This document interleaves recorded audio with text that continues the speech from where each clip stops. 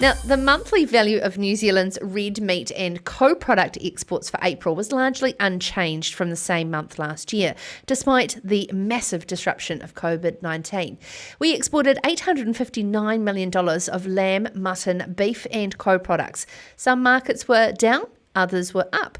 There's been a softening of prices, but demand is now increasing for prime cuts, due to our advantage, of course, of our natural grass-fed attributes of New Zealand red meat.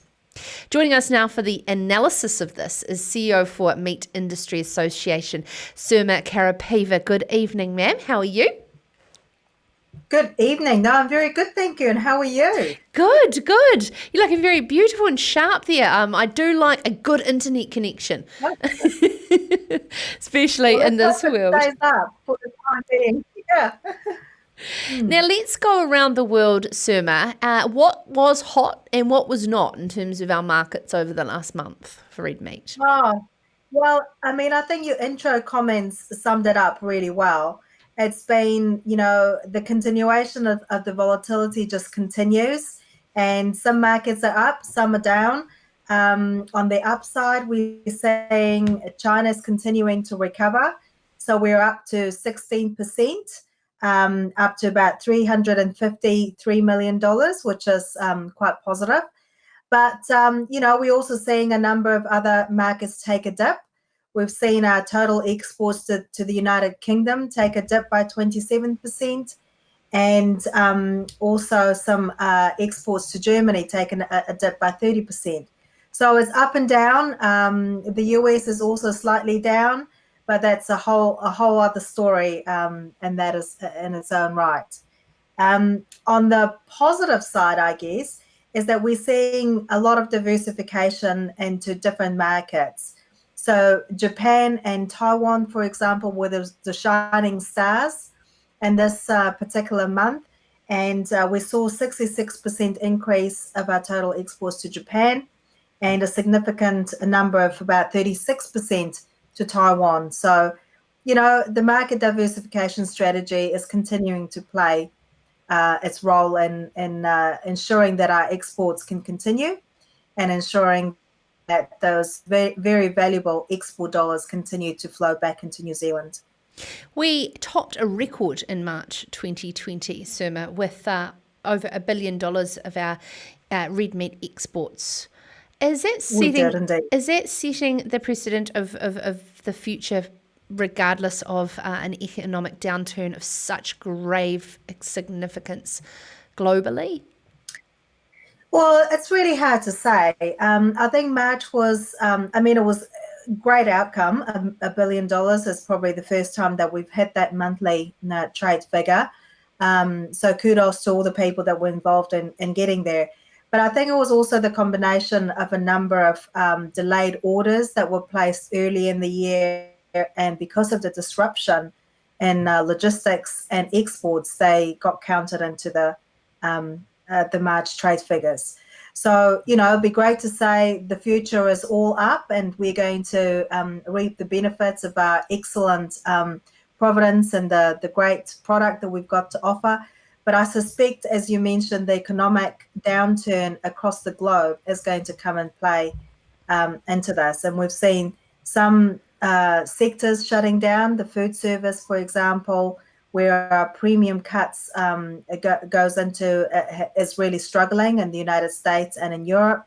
And we're seeing that impact on the volume and value of chilled products being sold overseas. That has fallen back a bit.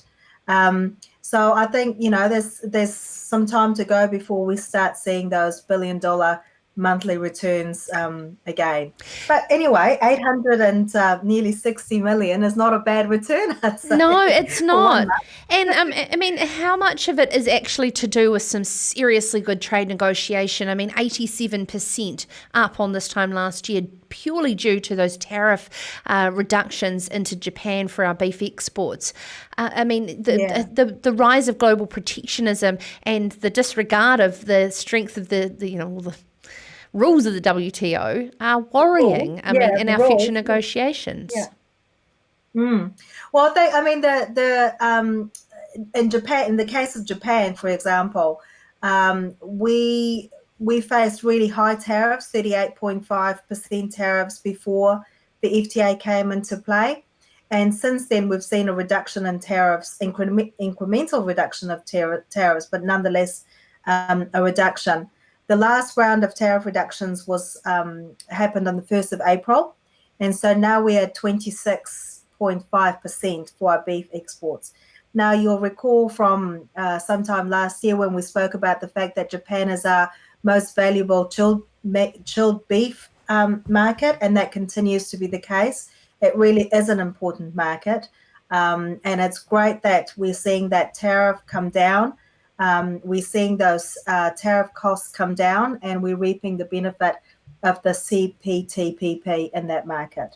Before you go, Sirma, we're talking a lot about apprenticeships and in particular the processing industry and attracting and retaining staff. What are you hoping to see for this huge amount of $1.6 billion from the government into training our Kiwis? Well, seriously, we are one of the largest manufacturers in New Zealand, manufacturing employers in New Zealand.